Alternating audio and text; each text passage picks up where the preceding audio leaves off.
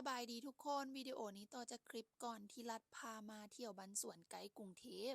มื้อนี้ก็เป็นเช้ามื้อใหม่ทุกคนก็พากันตื่นนอนเบิดแล้วแหละถึงว่าทุกคนจะนอนดึกส่ำใดแต่ก็ต้องพากันตื่นเช้ามาเพราะว่าพวกเราต้องเดินทางไปเที่ยวกันต่อแต่ก่อนจะไปเที่ยวรัฐอยากให้ทุกคนมาเบิ่งบรรยากาศในสวนก่อนสวนเพิ่นก็ปลูกผักปลอดสารพิษหลายๆทั้งมะเขือมะเขือแล้วก็ผักกาดเดี๋ยวรัฐจะขอถ่ายคร่าวๆเล็กๆน้อยๆให้ทุกคนเบิ่งบรรยากาศแล้วก็จะเตรียมตัวออกไปเที่ยวกันตื่นมาตอนเช้าจึงเห็นว่าบ้านสวนหมู่น่ะดินกว้างๆเครื่องปลูกของฝั่งก็หลายๆแล้วแถมยังมีหนองป่าทั้งสองหนองเลยทุกคนเป็นสวนที่น่าอยู่มากๆแล้วก็น่ามาพักผ่อนหลายเบิ่งบ้านสวนแล้วตอนนี้พวกเราก็เตรียมตัวที่จะไปเที่ยวกันต่อพวกเราแบ่งออกเป็น2คันรถเนาะเพราะว่ามีหมู่อีกคนหนึ่งมาสมทบกันสถานที่ที่พวกเราจะไปก็คือตลาดริมทานโอ๊ะปอยอำเภอสวนผึ้งเป็นตลาดชาวบ้านชนเผ่ามาขายของที่เพื่อนบอกว่าต้องมาให้ได้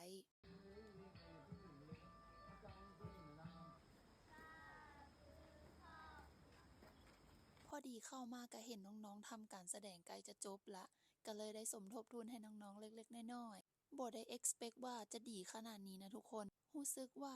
มันงามแล้วก็ฟีลคือแบบอยู่เชียงใหม่แต่ว่ารัดก็บ่เคยไปเชียงใหม่ดอกแต่มักบรรยากาศแบบนี้อ่ะโคตรดีเลย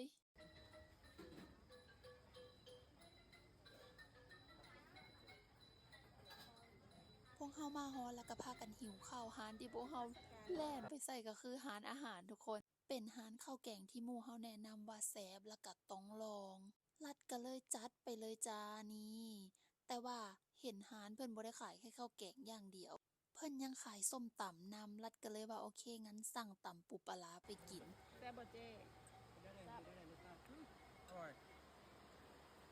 หลังจากกินข้าวแล้วก็พากันมานั่งจิบชาร้อนกันจักหน่อยลืมบอกทุกคนว่าอาหารที่พวกเรากินนะราคาถูกๆข้าวแกงก็มีแต่45 บาทแล้วแถมส้มตำปูปลาร้าก็ตำถูกใจรัดแฮงรสชาติคืออยู่ลาวบ้านเฮาเลยราคาก็มีแต่45 บาทเองรัดมักบรรยากาศแฮงหลงไหลเลยทุกคนมันแบบธรรมชาติกินข้าวกินน้ำแล้วก็พากันมานั่งเบิ่งวิวธรรมชาติน้ำแบบไหลผ่านแบบเนี้ย โคตรฟินเลย และรัดก็เว้านำหมู่ว่าต้องกลับมาซ้ำอีกแน่นอน ในอนาคตอาจจะเป็นปีหน้าหรือปีต่อๆไปจะกลับมาแน่นอน หลังจากเลาะตลาดแล้วพวกเราก็พากันมาแวะฟาร์ม